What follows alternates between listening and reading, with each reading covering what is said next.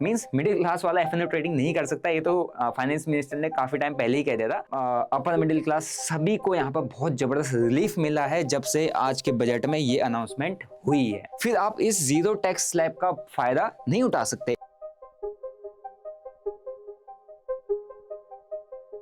अगर आपकी इनकम 12 लाख रुपए तक है तो आपको 1 रुपए का भी टैक्स पे नहीं करना। इसका मतलब 12 लाख तक की इनकम पे जीरो इनकम टैक्स। तो इस बात में कितनी सच्चाई है, चलिए आज की इस वीडियो से समझते हैं। क्योंकि आज के दिन सैटरडे मार्केट ओपन था। क्यों ओपन था? क्योंकि आज के दिन यूनियन बजट था 2025 का, जिसको हमारी फाइनेंस मिनिस्टर निर्मला सीतारमण जी ने पार्लियामेंट में पेश किया था। और उन्होंने मिडिल क्लास को काफ़ी ज़बरदस्त यहाँ पर रिलीफ दी है, काफ़ी ज़बरदस्त यहाँ पर राहत दी है।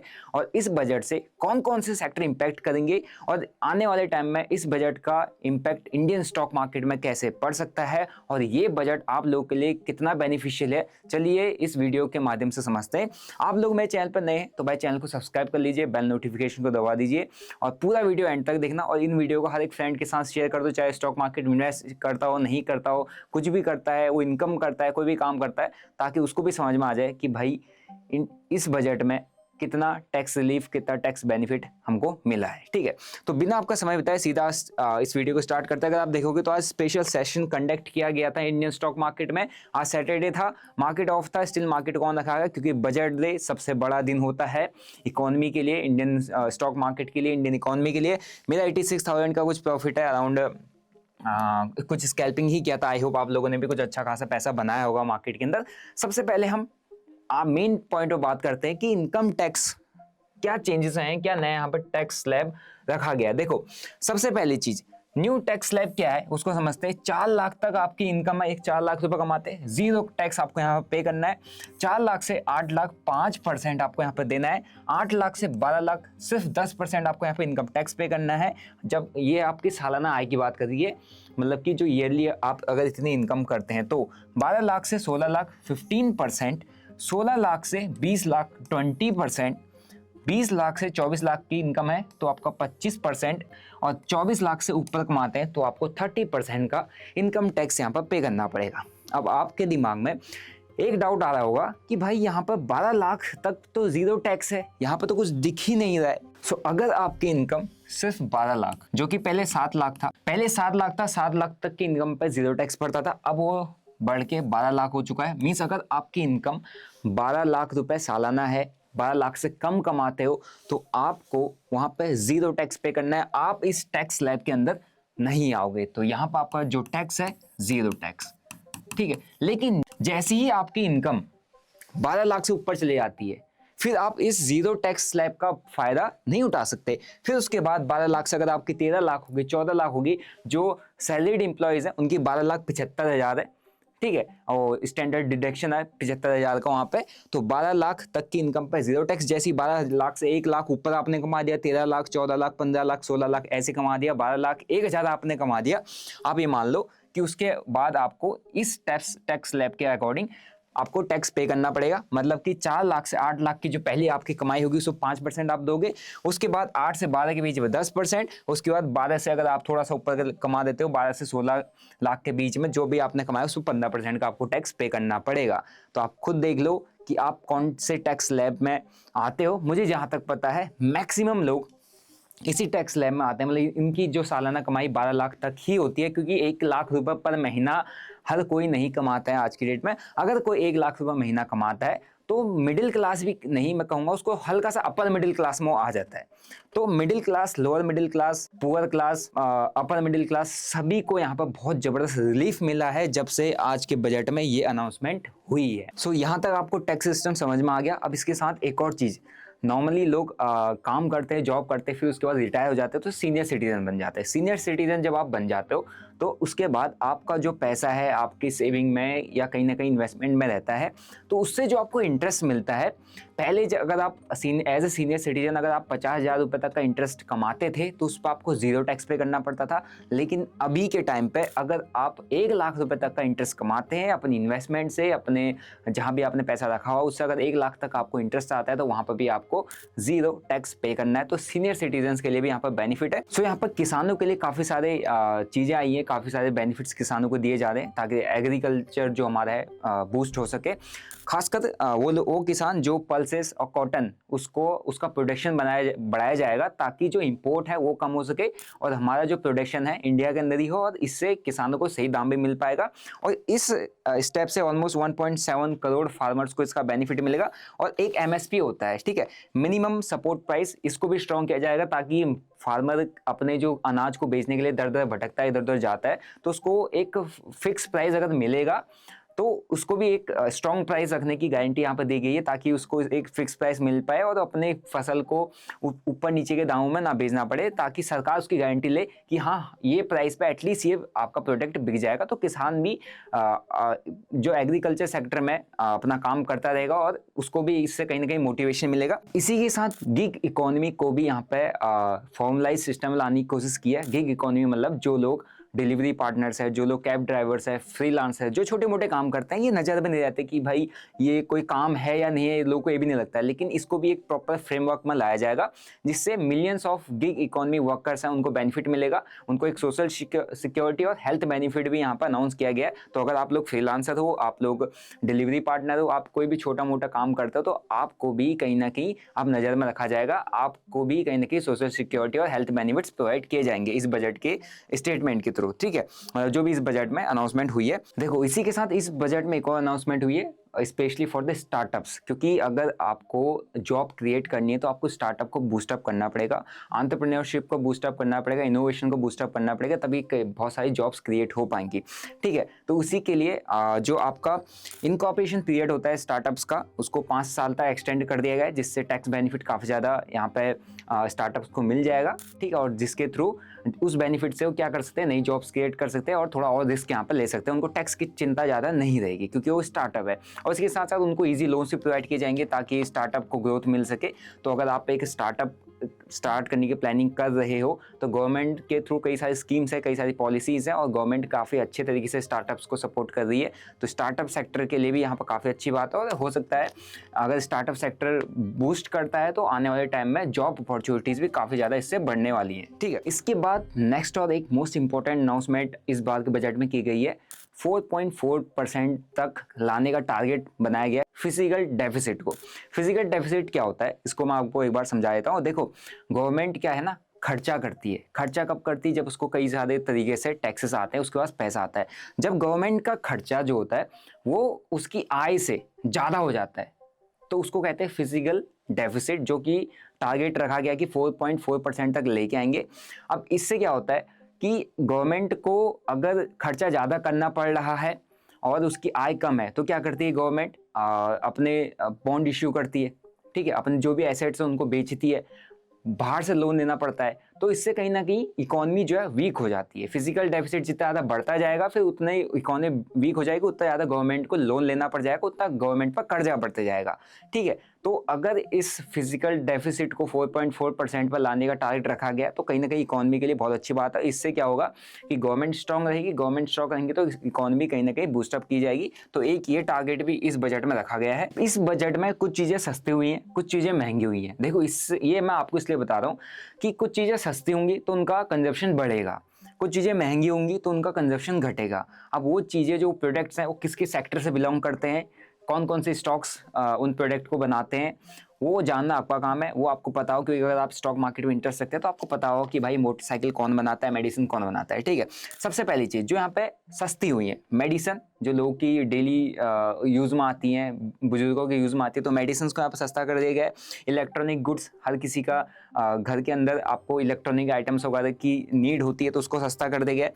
मोबाइल एंड ईवीज़ को सस्ता कर दिया गया है, एलईडी टीवीज़ को सस्ता कर दिया गया है, और लेदर के जो भी आइटम उनको सस्ता किया गया है, लिथियम आयन बैटरीज को सस्ता किया गया है। अगर आप बाइक चलाते हैं, बाइक लेने के शौकीन है, बाइक लेना चाहते हैं तो 160 सीसी तक का जो बाइक है उसको भी सस्ता कर दिया गया है। अब यहाँ पर कुछ चीज़ें महंगी हुई हैं। अब महंगी क्या क्या है वो बता देता हूँ। टेलीफोन इक्विपमेंट जितने भी वो सब महंगे हो चुके हैं, प्लास्टिक प्रोडक्ट्स महंगे हो चुके हैं, और किंटेड फैब्रिक्स महंगा हो चुका है, और सिगरेट्स, जिन लोगों को सिगरेट की आदत है तो ये भी अभी आपको महंगे में मिलेगी। ठीक है, इस बजट के बाद कौन कौन से सेक्टर है जिनको इम्पैक्ट आ सकता है, जो जो आपके रडार में होनी चाहिए वो मैं बता रहा हूँ। मैं आपको किसी भी स्पेसिफिक स्टॉक का नाम नहीं लूंगा क्योंकि हम नहीं ले सकते। I am not an SEBI registered research analyst, तो आप उनसे इस चीज़ के बारे में पूछिए कि किस स्टॉक पर पैसा लगाना है, क्या लगाना है, वही कर सकता है। मैं सिर्फ आपको एक सेक्टर बता सकता हूँ कि इसके सेक्टर में यहाँ पे हमको ग्रोथ देखने को मिल सकती है आफ्टर दिस बजट, और क्यों। ठीक है, सेक्टर ऑन फोकस कौन से देंगे? Energy sector. एनर्जी सेक्टर को बूस्टअप करने के लिए यहाँ पर कई सारी पॉलिसीज बनने जा रही, कई सारी चीज़ें आने वाली जिससे एनर्जी सेक्टर बढ़ेगा, क्योंकि एनर्जी सेक्टर को बढ़ाने का काम किया जा रहा है। एनर्जी सेक्टर, एनर्जी कंजप्शन बढ़ेगा धीरे धीरे, तो एनर्जी सेक्टर में हमको जो न्यूक्लियर एनर्जी मिशन है उस पर यहाँ पर गवर्नमेंट प्लान करेगी कि काम किया जाए। तो एनर्जी सेक्टर पर आपको फोकस करके रखना है, क्योंकि जितना ईवीज की तरफ हम जाएंगे तो एनर्जी सेक्टर का रिक्वायरमेंट तो आपको बढ़ेगी, कंजप्शन तो बढ़ेगा ही बढ़ेगा। ठीक है, और इंफ्रास्ट्रक्चर, देखो डेवलपमेंट चाहिए देश के अंदर तो इंफ्रास्ट्रक्चर पर काफ़ी ज़्यादा खर्च करना पड़ता है, तो इंफ्रास्ट्रक्चर सेक्टर तो हमेशा ही रहेगा अगर एक ग्रोइंग इकोनॉमी हमारे देश की है तो। ठीक है, उसके बाद कंजप्शन। अब कंजप्शन कैसे?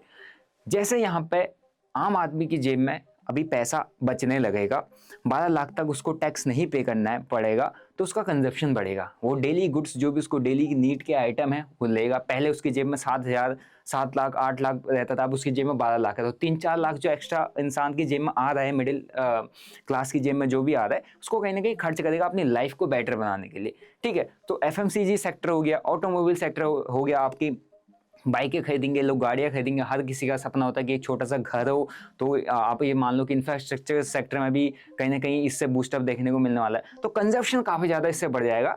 तो consumption sector, FMCG and all, automobiles and all जो भी सेक्टर है, इस पर आपको फोकस करना है, क्योंकि ये आने वाले टाइम में बूस्टअप करते हुए देख सकते हैं। और आज के दिन में FMCG सेक्टर काफ़ी अच्छा मार्केट में आपने देखा होगा काफ़ी अच्छा चढ़ा हुआ था।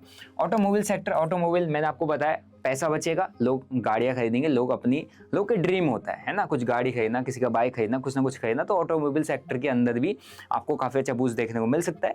बाकी रेलवे और डिफेंस सेक्टर, इसकी बात हुई नहीं बजट में, कुछ भी इसके बारे में बोला नहीं गया, तो आपने देखा कि रेलवे डिफेंस सेक्टर के स्टॉक काफ़ी तगड़े तरीके से गिरे थे। सो दोस्तों, मैंने यहाँ तक आपको बताया कि कौन कौन से सेक्टर और क्या क्या बड़े बड़े अनाउंसमेंट है जो कहीं ना कहीं डायरेक्टली और इनडायरेक्टली स्टॉक मार्केट में काम करने वाले लोगों को इम्पैक्ट भी करेगा, स्टॉक मार्केट को भी इम्पैक्ट करेगा। अब इस बजट के बाद स्टॉक मार्केट में क्या इम्पैक्ट पड़ सकता है, क्या इम्पैक्ट पड़ने वाला है, वो मैं एक बार आपको बता देता हूँ। मोर SIPs। देखो, अभी आपने देखा होगा मार्केट में दो लोग बहुत एक्टिवली बाइंग सेलिंग करते हैं, एक FIIs होता है, एक DIIs होता है। तो DIIs के पास मैक्सिमम जो पैसा है ना वो SIPs का, जो लोग महीने का 5,000, 10,000, 1,000, 2,000, 20,000, 50,000, 1 लाख के SIPs करते हैं। तो लोगों के जेब में अगर पैसा बचने लग गया, सो दे विल स्टार्ट इन्वेस्टिंग कैसे? जिसको स्टॉक मार्केट आता है वो डायरेक्ट इन्वेस्टमेंट कर सकता है, जिसको स्टॉक मार्केट नहीं आता है वो बैंक से पैसा रखेगा, बैंक के FD से पैसा रखेगा, वो म्यूचुअल फंड्स में डालेगा, तो वो इनडायरेक्ट इन्वेस्टमेंट करेगा। तो ऐसा इनडायरेक्ट इन्वेस्टमेंट काफ़ी ज़्यादा ट्रेंडिंग में, आपने एड्स देखा होगा, सब कुछ देखा है। SIPs को काफ़ी ज़्यादा प्रमोट किया जा रहा है कि आप SIP करना चालू करो, SIP करना चालू करो, ताकि DIIs के हाथ में पैसा बचा रहे, मतलब DIIs के पास पैसा आए। और अभी आपने देखा कि रिसेंटली मैं कुछ डाटा पढ़ रहा था कि जब मार्केट गिर रहा है ना, तो लोग क्या कर रहे हैं, अपना SIPs को सरेंडर कर रहे हैं या SIPs को रोक दे रहे हैं। ऐसे टाइम में SIPs बढ़ानी होती है। ऐसे टाइम पे मार्केट में अगर आपको असली में पैसा कमाना है तो गिरते हुए मार्केट में आपका इंटरेस्ट हमेशा बढ़ना चाहिए। गिरते हुए मार्केट में आपको ऐसे स्टॉक्स फाइंड आउट करने चाहिए, ऐसे सेक्टर ढूंढने चाहिए जो काफ़ी ज़्यादा पिटे और बहुत डिस्काउंटेड प्राइस में आपको मिल रहे हो। लोग क्या करते हैं, चढ़ते हुए मार्केट में इन्वेस्टमेंट करते हैं, गिरते हुए मार्केट में अपनी इन्वेस्टमेंट बंद कर देते हैं। तो अगर एक टैक्स बेनिफिट आपको मिला है तो इसका सही तरीके से आप यूज़ करो। मार्केट अभी गिर रहा है, मार्केट करेक्शन स्टेज में है, मार्केट ऑल टाइम हाई से 12-13-14% नीचे आ चुका है। काफ़ी अच्छे स्टॉक, आपके फेवरेट स्टॉक्स के हैं, काफ़ी अच्छे फॉल कर चुके हैं। तो आपका काम, अगर आपकी जेब में पैसा बच जाए तो उसको SIPs के थ्रू आप इन्वेस्टमेंट में डालो, या आप अपनी डायरेक्ट इन्वेस्टमेंट कर सकते हो अपने फाइनेंशियल एडवाइजर से एडवाइस लेके। ठीक है, सो काफ़ी ज़्यादा SIPs यहाँ पर होंगी, जिससे म्यूचुअल फंड जो भी है, सेक्टर जो भी है, फाइनेंस सेक्टर काफ़ी अच्छा बूस्टअप करेगा। रिटेल इन्वेस्टमेंट मार्केट के अंदर बढ़ेगा। ठीक है, फाइनेंस मिनिस्टर ने एक स्टेटमेंट भी दी थी कि FIIs will come and go, but retail investor जो इस मार्केट को प्रोटेक्ट करके रखा हुआ है तो उसका इन्वेस्टमेंट काफ़ी ज़्यादा बढ़ेगा, क्योंकि जेब में पैसा बचेगा। और जब पैसा बचेगा तो इंसान कहीं ना कहीं उस पैसे को और ग्रो करने के पीछे जाता है और वो इन्वेस्टमेंट करता है। फिर उसके बाद आप बात करते हैं मिडिल क्लास का participation. FNO trading is for middle class, means middle class वाला FNO ट्रेडिंग नहीं कर सकता। ये तो फाइनेंस मिनिस्टर ने काफ़ी टाइम पहले ही कह दिया था, और ऐसा इसलिए भी कहा था क्योंकि FNO ट्रेडिंग काफ़ी ज़्यादा रिस्की होती है। तो इसको कंट्रोल करने के लिए, FNO ट्रेडिंग को कंट्रोल करने के लिए सेबी चेयरपर्सन ने क्या किया था, जो नए चेंजेस यहाँ पर आए कि आपके लॉट साइज बढ़ा दिया, एक्सपायरीज को खत्म कर दिया, बैंक निफ्टी को मंथली में शिफ्ट करे, तो एंट्री बैरियर्स कहने के डाल दिए, ठीक है। और उसी के साथ वहाँ पे एंट्री बैरियर्स डाल दिए तो यहाँ पर थोड़ा सा आपको टैक्स बेनिफिट दे दिया। तो अभी जो रिटेल पार्टिसिपेशन है स्पेशली फॉर द इन्वेस्टमेंट, वो काफ़ी ज़्यादा बढ़ जाएगा इंडियन स्टॉक मार्केट के अंदर, जहाँ पर रिटेल जो इन्वेस्टर है वो डायरेक्ट पार्टिसिपेट कर सकता है अपने पोर्टफोलियो को बना के। अगर आपको स्टॉक मार्केट में ट्रेडिंग और इन्वेस्टमेंट करना है ना, और आप एक ट्रस्टेड ब्रोकर ढूंढ रहे हैं, लिंक आपको डिस्क्रिप्शन बॉक्स में मिल जाएगा धन का, और धन पर आप अपना अकाउंट बंद करके अपनी ट्रेडिंग जर्नी को चालू कर सकते हैं। ये धन का ही प्लेटफॉर्म है जहाँ पर मैं ट्रेड करता हूँ। सो यहाँ पर आप equities, mutual fund, ETFs, option trading, futures, commodities, जिस सेक्टर में काम करना चाहते हैं, जहाँ पर इन्वेस्टमेंट करना चाहते हैं, वहाँ पर अपनी इन्वेस्टमेंट कर सकते हैं। फ्री में आपका अकाउंट ओपन हो जाएगा, लिंक मैंने डिस्क्रिप्शन बॉक्स में डाल दिया है, ठीक है। सो इसी के साथ स्टॉक मार्केट में इन्वेस्टमेंट हमारा बढ़ता रहेगा, लोगों का पार्टिसिपेशन काफी ज्यादा बढ़ता रहेगा। तो जितना अच्छा हमारा स्टॉक मार्केट स्ट्रांग रहेगा, उतना अच्छी इकोनॉमी बूस्टअप करेगी। अब इससे आपने एक और चीज देखा होगा, मार्केट में क्या है ना, मैनिपुलेशन काफी ज्यादा होता है, काफी हद तक बढ़ जाता है जब फॉरेन इंस्टीट्यूशंस का पार्टिसिपेशन अगर हमारे इंडियन मार्केट में काफी ज्यादा है। इसमें मैनिपुलेशन, पंप एंड डंप और एक रिटेल ट्रेडर का यहाँ पर फंसना काफी ज्यादा मतलब नॉर्मल सी बात है। लेकिन जैसे जैसे DIs की जेब में पैसा आता जाएगा, रिटेल पार्टिसिपेशन बढ़ता जाएगा, जो FIIs की जो पावर है, जो FIIs की जो स्ट्रेंथ है, वो थोड़ा बहुत कम हो जाएगी। उसके कंपैरिजन में रिटेल इन्वेस्टर और DIs का जो स्ट्रेंथ है बढ़ जाएगा। तो FIIs के थ्रू जितने भी ऑपरेटर एक्टिविटीज इंडियन मार्केट में होती थी, वो थोड़ा सा कम होने लग जाएंगे और इंडियन मार्केट एक स्ट्रॉन्ग एंड स्टेबल मार्केट बन जाएगा, ठीक है। उसके बाद थोड़ा सा एक और चीज होता है, अगर लोगों की जेब में पैसा आता है तो रिस्क टेकिंग एबिलिटी भी बढ़ जाती है, ठीक है। सो अभी तक आप 5 लाख कमा रहे थे, 10 लाख कमा रहे थे, ठीक है, एंड अभी तक 10 लाख कमा रहे थे तो वहाँ पर आपको 3 लाख पे टैक्स देना पड़ रहा था। लेकिन अभी आपके जेब में वो पूरा का पूरा पैसा बच रहा है ना, 2-3 लाख रुपये आपकी जेब में बच जाए, तो आप क्या करोगे, कहीं ना कहीं रिस्क लेने की प्लानिंग करोगे, थोड़ा सा रिस्क लेके इन्वेस्टमेंट की जाए ताकि ये इन्वेस्टमेंट देखो कहीं अच्छा रिटर्न दे। तो लोग क्या करेंगे, ऑप्शन ट्रेडिंग के अंदर आना चालू करेंगे। लेकिन ऑप्शन ट्रेडिंग आपको पता है थोड़ा सा अभी कॉम्प्लिकेटेड एंड टफ है ट्रेड करना, और यहाँ पे एंट्री बैरियर्स भी आपको काफ़ी ज़्यादा लग चुके हैं, और आपको एक लॉट पे ट्रेड करना है तो 13-14 हज़ार रुपये एटलीस्ट आपको चाहिए यहाँ पे।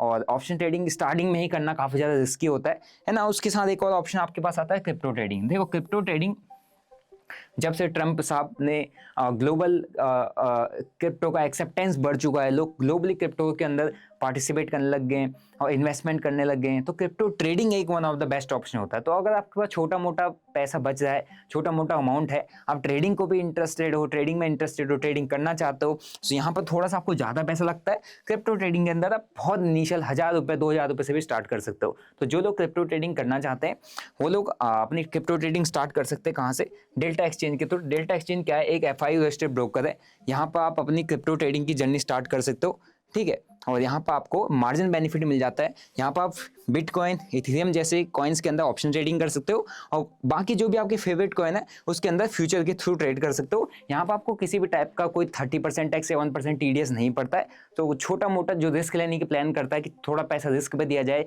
ट्रेडिंग को सीखा जाए, तो यहाँ पर आप 1,000 रुपये से भी काम करके अपनी ट्रेडिंग को सीख सकते हो। अगर आपको ट्रेडिंग अच्छी आती है तो आप यहाँ पे काफ़ी अच्छा ट्रेडिंग से पैसा बना सकते हो, ठीक है। सो रिस्क टेकिंग कैपेबिलिटी लोगों की बढ़ जाएगी यहाँ पे जैसे ही जेब में पैसा आने लग जाएगा। सो अगर आप लोग क्रिप्टोज या इंडियन स्टॉक मार्केट में ट्रेडिंग करना चाहते हैं, दोनों का अकाउंट ओपनिंग जो लिंक है डिस्क्रिप्शन बॉक्स में मिल जाएगा।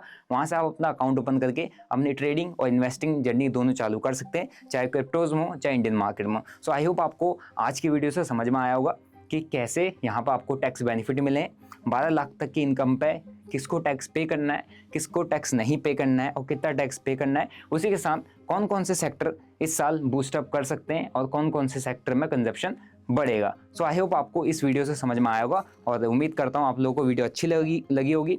वीडियो अच्छी लगी चैनल को लाइक करो, वीडियो को लाइक करो, चैनल को सब्सक्राइब करो और बेल नोटिफिकेशन को दबा देना। मिलते हैं नेक्स्ट वीडियो में। Till then bye bye, see you, जय हिंद।